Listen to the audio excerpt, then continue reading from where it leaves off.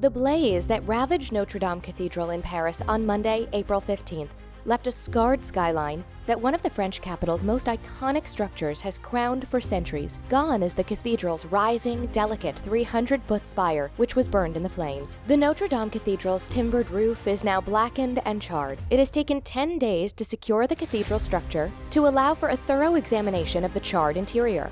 After the disastrous fire shook France and affected the world, toppling the cathedral spire and leading to an outpouring of support, investigators are still searching for a cause of the blaze. Welcome to a new The 10 Hot Topic video. We have researched for you, the 10 Hot Topic team, about this fire that attracts the attention of the whole world and about the turning points in the history of the Notre-Dame Cathedral. What caused it? Inspectors are converging around two theories of what caused that devastating fire at Notre-Dame Cathedral. These theories are: 1. A short circuit near its spire, possibly caused by electrified bells. 2. Negligence of workers carrying out restorations, a theory fueled by the discovery of cigarette butts. Experts think that a probable electrical short circuit is responsible for the blaze in the Notre-Dame Cathedral due to a deficit of fire prevention system. According to the New York Times, authorities are still investigating the fire as an accident, but are taking the cathedral's outdated fire prevention system into consideration. Elements like sprinkler systems and firewalls were reportedly missing in Notre-Dame's attic, where the fire burned by choice. Reportedly, electrical wiring was not allowed in the cathedral's attic to protect its original design and to preserve the lead ceiling's timber support beams. Also, the police have coincided cigarette butts on the scaffolding. It is a possible explanation for the blaze, though one strongly opposed by a representative for the company that erected it, that smoking was forbidden under company rules. Before the fire, restoration work had started at the church, and much of the structure was sheathed in scaffolding. The police official confirmed that smoking was being considered as a cause among others. French President Emmanuel Macron vowed to rebuild the landmark in the aftermath of the fire. Now experts plan to strengthen what's left of the 850-year-old building, and donations are already coming in from French philanthropists and charities to fund the wide rebuilding costs. It took 9 hours and more than 400 firefighters to bring the fire under control. There were no deaths. However, reportedly one firefighter was seriously injured. Highlights of Notre Dame history.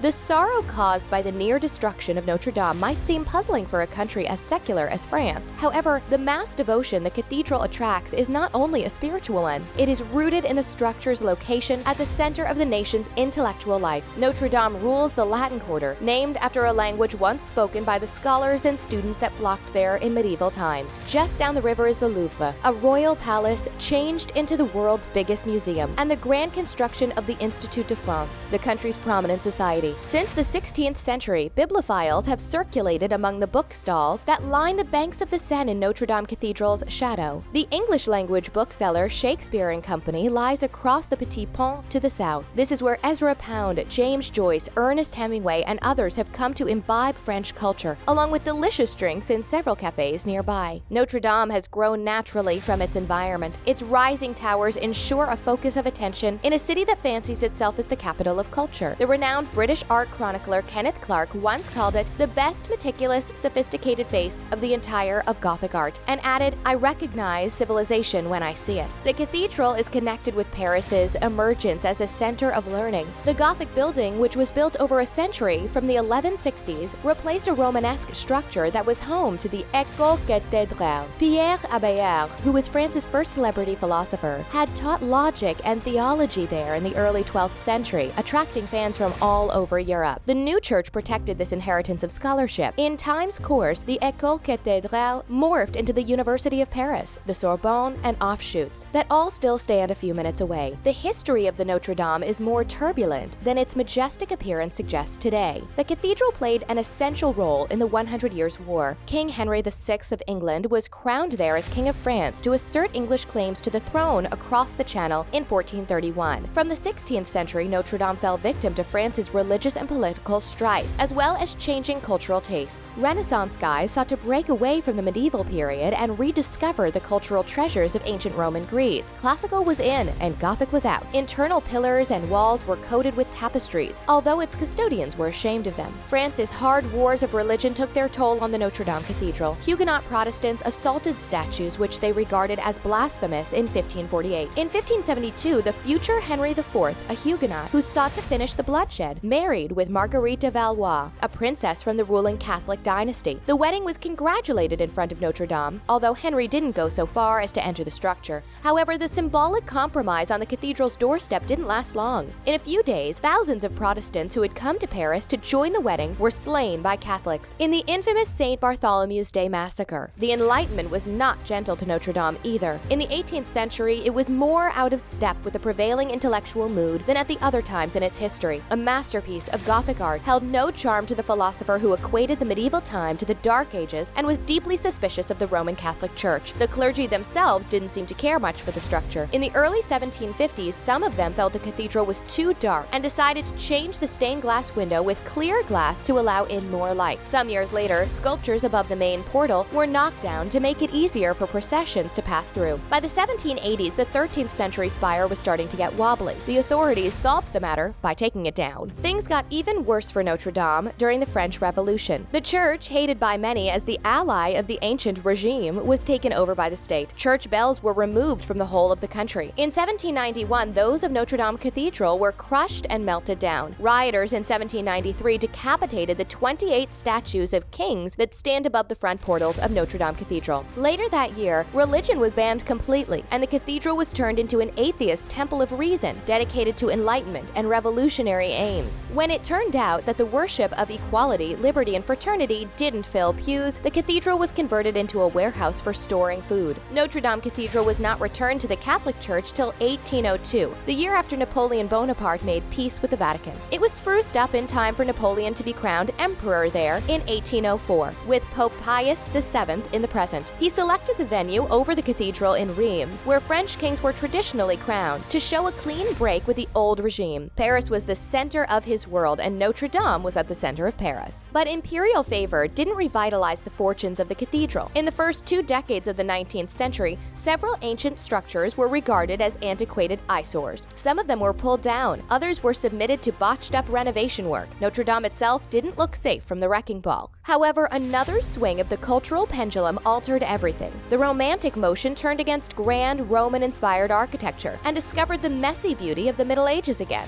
Classical was out, and Gothic was in. Nobody did more to save Notre-Dame Cathedral than Victor Hugo. In 1825, as the young writer, he published an angry tract on the destruction of the monuments of France. He mentioned in the book, "The hammer that cripples the face of France should be stopped." However, it was his hugely popular 1831 novel, The Hunchback of Notre-Dame, simply Notre-Dame de Paris in France, was most effective. By portraying the structure as a character, Hugo brought the cathedral back to life. A nationwide campaign led to a big restoration project. The work, between 1844 and 1864, turned back the cathedral to its former glory. In the 1850s and 1860s, Baron Haussmann realized a large urban renewal program that made Paris the city of wide boulevards and distinctive stone buildings it is today. The hospital and pile of smaller structures that had stood in front of Notre-Dame for centuries were cleared. They were replaced by a wide open space known as the Parvis, creating a sense of distance and splendor. In the 20th century, Notre-Dame Cathedral witnessed a succession of traumas, from 2 world wars to the 1968 unrest, virtually a cobblestone's throw away. However, it escaped unscathed. It also became a center for traditional ceremonies. This isn't conflicting with France's secular constitution, because all cathedrals are the property of the French government under the 1905 law of the separation of church and state.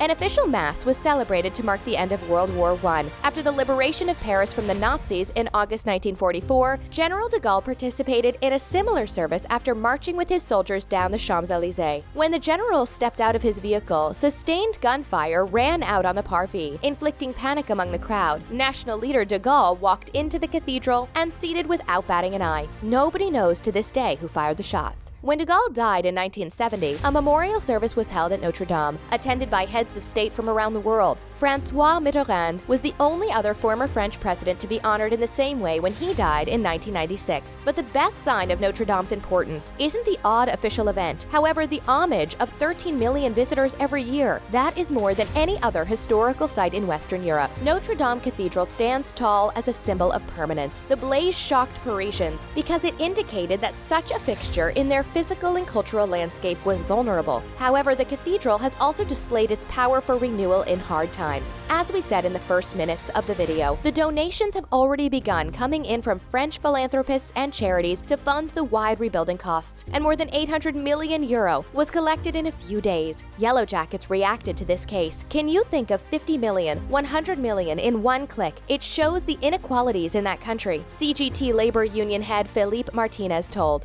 If they can give dozens of millions to rebuild Notre Dame, they must stop telling us that there is no money to pay for social inequalities. Thank you for watching the 10 Hot Topic channel. If you like our video, don't forget to share it and subscribe to our channel.